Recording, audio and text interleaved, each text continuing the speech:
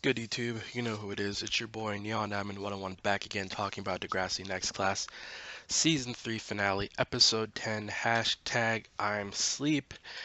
And I have to say, after last episode ended off, I was very worried. Not only that, the thumbnail. Now I'm using a mobile device to watch these episodes on the Netflix app, so I don't know if it's. I think this should be the same for the desktop app or whatever you're watching, but they show the thumbnail for the next episode, and they show the thumbnail for I'm Sleep, and I see Tristan and Miles in the hospital, and I'm pretty sure it's a hospital, and I'm like, crap, this isn't gonna be good. Maya is dead. I'm pretty sure she'd be the first female um, character to die on Degrassi, but not the first of suicide. So I was really like, crap, like this is bad. This is really bad. So let's just wrap up a few storylines. First of all, Zoe, she's still upset about what happened with Rasha. She's working on the program or brochure for the play, and then she freaks out on Goldi when Goldi is trying to like ask questions about it. Goldi's like, I don't know anything about this. Rasha comes in, she's pissed off, and she's like, I don't know what's wrong with you and Zoe, but I have to finish this. And then Rasha says they broke up, and then they kind of talk about that, and so Zoe talks to Goldi talks to um, Zoe, and she says, "Did your mom really kick you out for being gay?"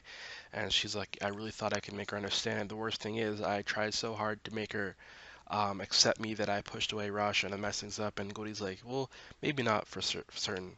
So after the play is over, Zoe apologizes to Rasha, gives her flowers, and they make up. And then Goody kind of like accepts them. She says, it's not up to me to say whether it's a sin or not, and she pretty much, just wants them to be happy. So I feel like that was a very well-rounded, like, storyline to kind of wrap that up with Rasha and Zoe. Obviously, it sucks that Zoe has to live with Grace. I mean, she's still in high school, and her mom kicked her out.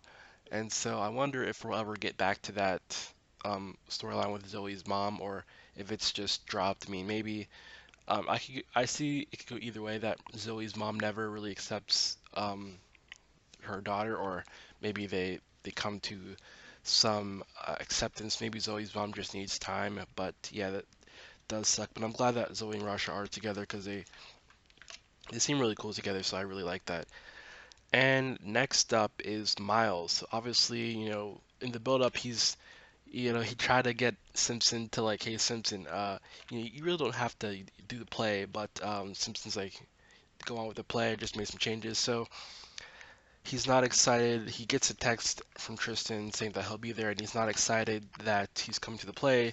Grace is like, "Ha, I knew it," and I guess she and Jonah bet like $20 on it that they were hooking up. So pretty much he's worried that he'll find out about Lola. So later he talks to Lola and says Tristan can't find out and that he has to change some lines. And he apologizes to her, and she asked, and he says that he should have been there, and she asks if it meant anything, and he says yes. But funny because earlier when Miles admitted to Grace, he was like, it meant nothing. So now he's saying it did mean something. So, I mean, personally, I thought it meant something, but you never know with Miles. Whenever he gets in these triangles, it gets very sticky with him and he gets very manipulative, but who knows. So, we're starting the play, and obviously, there's some cutscenes with what's going on with Maya, which I'll talk about next. The play was really well done. I actually really liked it. The visuals and everything. And obviously seeing Tristan's reaction to it was nice. Seeing him back at Degrassi, which was really huge. Seeing at the beginning of the season, we weren't sure what was going to happen, and then he's back at Degrassi, so which is really awesome. And so after the play, Miles admits that he hooked up with Lola. Tristan says he knew that it was obvious, and so I was like, oh wow, Tristan's very very savvy back to high school life and what's going on, even though he's been gone for a while. And so Tristan asks if he loved her, and then Miles says yes. And then I think Tristan asks, "Who do you want to be with?" And Miles says he wants to be with Tristan. And then Miles says, everything the play was about you, even hope or something like that. And then that moment where Tristan says, "Okay," and I'm like, "What?" And then he's like, "Okay," and then Tristan speaks. I'm like, "Oh, this is crazy!" Like just the way he delivered, like, "Okay," like it seemed like he was kind of conflicted. Like it still kind of bothered him, like the fact that Miles had a connection with Lola. But he asked Miles like straight up, like, who do you want to be with? And Miles says he wants to be with Tristan. So that is really awesome. I really like that. Um, but as you know, whenever Tristan comes back, there's gonna be some drama. I just know it. Um, I mean, as much as I enjoy Miles, and even though Tristan, I've been a huge Tristan fan in TNG, but next class I really enjoyed Tristan for the most part. Um, I wonder if Degrassi would ever do a love triangle between Lola and Tristan. Like, they Tristan's back, and then, he's with Miles is with Tristan, but then he realizes maybe he likes Lola. And that would happen because, first of all, the writers love drama. Second of all,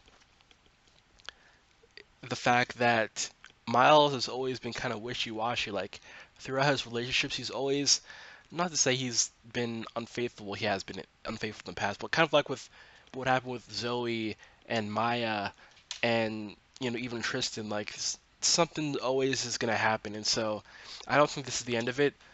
But I do think there'll be a period where they're happy, but maybe Tristan also comes back changed. Obviously we haven't seen him come back, um, like really come back as like a student. So hopefully we'll get some clarity with that. And the last storyline that I want to talk about is Maya. She's singing this song pretty much about her time is up, looking at old pictures. She hugs her family in the morning. She takes the pills, puts them in a book bag, and she seems really happy. And for the first time this season, Maya seems like really happy, but it's for a bad reason because she's gonna kill herself. And I know people say suicide is selfish, but the human mind is a very crazy, complex thing. And there's a point in someone's life where they're like, hey, I don't want to be here anymore, and they feel at peace because whatever is going on in their life is truly terrible. Um, I just find it very interesting how Maya's so at peace with this, and it just goes to show like people are saying, "Oh, I can't believe they killed themselves," but it truly takes someone to reach a certain point in their life where they're they accept suicide, and it's like their only way out. And so yeah, so let's see. So she talks to Zig, and she asked if he's seen Grace. He says no, and then he says he can't be seen with her because of Esme and her kissing him, and she apologizes. And so later she sees Jonah and says, "Hey, can you give it to Grace?" He's like, "Nope, you can give it to yourself at the play." He gives her a ticket, and she's kind of hesitant, but whatever. And so at the play, she sees Tristan, and she kind of like looks like freaked out. She doesn't even say hi to Tristan, which is kind of weird. Um, and so I think she gives Yale her ticket, and then Yale says, "Oh, C20," and Esme and Zig are sitting there, because Esme wanted to sit in the back where she could like make a quick exit. And I think this is because like what happened with her mom. She's kind of freaked out about stuff like that. So Maya's like, it's fine. She gives the gift to Yale and says, "Can you give this to Grace?" And then she sits in the bus, takes the pills, not just one or two, like she takes them all. I think like she takes handfuls, and I'm like, crap. And then she puts the headphones in, but she looks peaceful, and that's the thing I want to note. Like Maya just looks super peaceful, and I'm like, crap. Like this is like no, is nobody gonna pick up on this? Like I was just screaming in my head like somebody please like pick up on this, like anybody. And so later we see Maya in the bus slumped down. I'm like crap. And then she wakes up and she's like can't do anything right. And so she goes outside to the school, and at this time it's like evening time, and then she tries to open the door. She's sad. He helps her. I'm like, Sad, like, I mean, she's looking like, hey, Sad, like, I always liked you. And I thought she was gonna like kiss him because she had that look on her face. And obviously, like the medications like alter her mind, and so I'm like, crap. Like I'm like, Sod, somebody stop. I just it blew my mind that Sod didn't couldn't tell that she was like at least not sober. And she goes off, and then she goes to the roof. She takes a picture,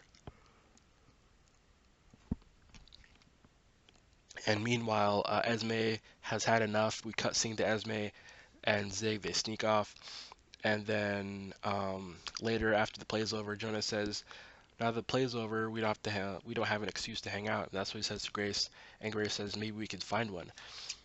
So a little intertwined in the storyline that happened. What do you guys think of Jonah and Grace getting together? Because obviously they're kind of like alike, I guess, and they seem like really cool friends. And obviously, Grace really put herself out there with Zig. It didn't work out. So maybe Jonah and Grace will work. Who knows what will happen? Um, that'd be interesting, I guess. Maybe we'll see the next season. I'll make a predictions video sometime about my whole thoughts after, because this episode really took a toll on me. Like literally, I don't know about you guys, but like there were some TV shows or like some scenes, like How to Get Away with Murder, or like I don't know, whatever scene shows you like that are really like intense and like pulling your heartstrings. The last 10 minutes of this episode really like my heart was beating. I was like, oh crap, like are, are they really gonna kill Maya? Because I was like really concerned, like, and it was weird because like I went through like a flashback of like all of like through Maya, like her music and just like her being so like naive and like back then, like way back in TNG when she and Tori and Zig were friends, and then her and Tristan, and kind of like her clash with like Zoe, and just everything she went through, and then her convincing her mom to have her perform at the bar or whatever, and her and Peter, and just I just went back through like Maya, like I'm looking at Maya now, like on the rooftop, and I'm looking back at everything through like from the first time she was on Degrassi, and I'm like, she's a completely different person. And I'm like, wow. And then so I'm really like, please don't kill her off, please don't kill her off. And I'm thinking they better not do like one of those like cliffhangers like last season, because that would just really killed me. Um, and so um, after Jonah and Grace talk, Io kind of interrupts and then gives the gift to Grace, and she's like, "Well, why did she give this to me?" And Grace says I should text her, and she's like, "Oh yeah, I forgot I blocked her." Then she blocked me, and then she sees like the picture that Maya posted, and then Esme and Zig are making out on the rooftop. It kind of reminds me of when Darcy. I don't know if you guys remember season 7 when Darcy um, was suicidal and after the date rape, and I think she went to the rooftop with like Johnny DeMarco, and then there was a scene where she was with Manny and she was like about to like step over the edge, and then Manny helped her. She's like, Darcy, you're too close. And then yeah, because we really haven't been on the rooftop much of Degrassi, but that just really concerned me. And so they kiss, and then he's kissing her neck, and then Esme sees um, something, and then we see like the way the camera pan is like some clothes on the floor, and I'm like, crap, like Maya jumped and like they're just seeing her clothes, and I thought they're about to like walk to the edge and then see Maya like dead on the floor, but no, they rush to her and it's like Maya, and then Maya has overdosed and she's like out of it, and then she freaks out and says, I think Zig's like, hey, should we make her throw up? And she's like, no, you shouldn't do that. That's what I learned after what happened with my mom. And so they put her to her side, and then Zig freaks out and he calls 911. And yeah, that was crazy because if Maya didn't take the sleeping pills, she would be dead. Like ironically, that's weird to say because she used the sleeping pills to kill herself, but they didn't work. And so she went to the roof to jump off and she overdosed before she could jump off. So it's kind of like ironic how the sleeping pills saved her because she overdosed before she could even jump. Um, and I just that scene, like her, like with Maya's, like the spit or vomit or whatever around her mouth, that just really killed me because like just seeing Maya like that, and I'm like, I really thought like this is not gonna be good. Like this is Maya's end. And so at the hospital, everyone's like crying, waiting, and Grace says we should have seen this coming. And I feel like that's like a common trend for everyone. Oh yeah, we should have seen this coming. But I mean, it's kind of really hard to see that. And I think Esme makes note like it's hard to know what someone's going through. And I think Grace mentioned like I knew she was sad, but I didn't think she'd go through this. And I think that's another thing. There's not like you know a clear sign of like suicide. Sometimes the person, just like Maya, acting like everything was good. The fact that she had a slumber party with like her her mom and sister, and was happy, but she knew that after that she would still kill herself. Just like that scene, the whole episode, like the last, like I said, the last 10 minutes, really pulled on my heartstrings, and I'm really like feeling bad because I'm like, I felt like from a story standpoint, they would kill Maya off to like change everyone and then kind of like show like suicide, and it reminded me of Cam too, because Cam was going through some issues with like the hockey team, and he really wasn't happy, and he injured himself. The fact that I forgot where he jumped from at the school, but he injured himself so he wouldn't have to be on the hockey team or something, and then there was just so much pressure in the fact that Cam killed himself, and so I think that Maya kind of saw the same way as her pain, that she could just end it with suicide. And so Katie Matlin comes out and she says that she'll make it, and I'm immediately like at relief, like crap, like I thought, I don't know, like that, just like that pause where Katie comes in crying, and then everyone gets up and she says she'll make it, and then she pretty much says, I hope you guys were there for her, and then yeah, and so um, a thing that I really liked, well not liked, but that I found interesting was Miles said to Zoe that if things went differently, that it could have been him in there, and it's just crazy like how I don't know, man, like life is this is one of the realest episodes of Degrassi. It just goes to show, like, regardless of how old you are or what you have, I mean, Maya's super talented, and um, smart, and she had a lot of things going for her, and then it just kind of like after the bus crash, it just really like changed her, and it was just really scary to see. But when she says um, that she'll make it, I was really happy about that, and I'm really curious to see how this unfolds in the future. And then obviously at the end, Tristan's like, can we get pizza? I haven't had pizza in a while, and so that's like a kind of like ends the episode on a lighter note. Although I thought it was weird timing, like he asked for pizza like right after that, like. But I understand, because you can't like end the episode on like a dim note, especially when they say Maya's gonna be alive. So, um, yeah, but I'm just really glad that Maya's okay. And what an episode! Yeah, I mean, I don't know what else to say. Let me know what you guys thought about the finale, and what do you guys think about Maya? Did you think she was actually gonna die, or what do you guys think about that? And I just really can't wait till the summer, because there's more questions and more answers that we need about, how Maya is gonna evolve. And yeah, so I'm gonna do a prediction episode. Not really sure when, but just want to thank you all so much for watching, for sticking with me throughout this whole season. It's been a fun ride. Uh, yeah, thank you all so much for watching. It's been your boy Neon.